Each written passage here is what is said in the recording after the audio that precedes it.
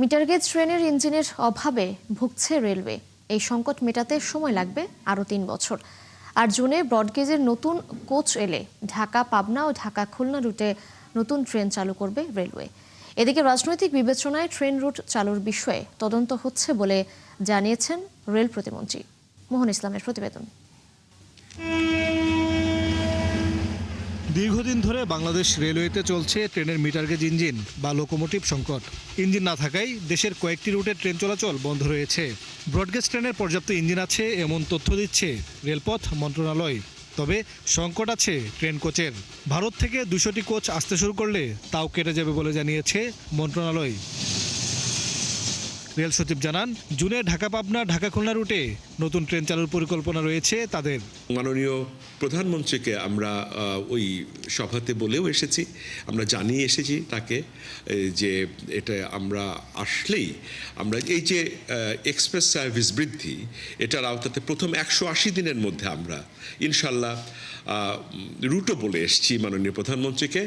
আমরা ঢাকা পাবনা ঢাকা, ঢাকা খুলনা ঢাকা এই দুটো ট্রেন আমরা ইনশাল্লাহ চালু করতে পারবো নতুন। তবে শিগগিরই কাটছে না মিটারগেজের সংকট। আমাদের লোকোমোটিভ আমাদের 2 থেকে 2.5 বছরের আগে লোকোমোটিভ, নতুন লোকোমোটিভ মিটারগেজ আসবে না। আমরা যেগুলো এখন প্রসেস করছি এগুলো আসতে 2 থেকে 2.5 বছর লাগবে। বাট এর মধ্যে যেগুলো আমাদের প্ল্যানিংয়ে আছে যেই আমাদের এক্সিস্টিং লোকোমোটিভ আছে সেগুলো আমরা মেনটেনেন্স করে আমরা এগুলো ইনশাল্লাহ আমরা আমাদের কাজ চালিয়ে যাব। মিটারগেজের অনেক প্রেশার আছে, সেই জায়গাটা আসলে ওরকম নজর দেওয়া হয় নাই, যে কারণে হচ্ছে যে আমরা মানে যে পরিমাণ চাহিদা বা আমাদের উপর যে পরিমাণ ট্রেন বা লোকোমোটিভের যে পরিমাণ প্রেশার আছে সেটাকে আমরা সেভাবে সাপোর্ট দিতে পারি নাই। প্রতিমন্ত্রী জানান, স্বৈরাচার আওয়ামী লীগ সরকারের সময় রাজনৈতিক বিবেচনায় নতুন ট্রেন রুট চালুর বিষয়ে তদন্ত হচ্ছে।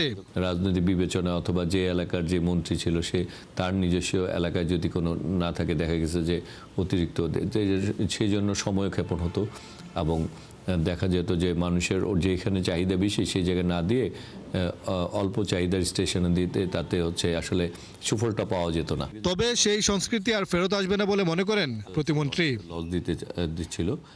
মোহন ইসলাম, ৭১, ঢাকা।